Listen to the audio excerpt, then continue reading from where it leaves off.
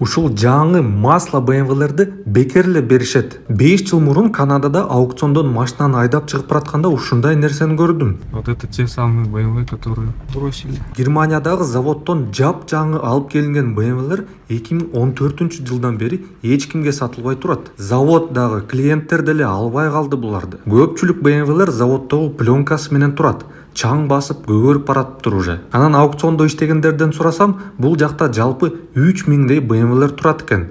Арасында M4, M5 дегендери убагында өтө кымбат болгон. Анан оригинал Альпиналар дагы бар экен. Эми элестетип көрүлөчү, канча акча жөн эле кетти эми. Эмне үчүн буларды эч ким албай калды деп ойлойсуңар? Кайсынысын бекер эле алып кетмексиңер? Бир комментарийге жазгылачы. Масловые.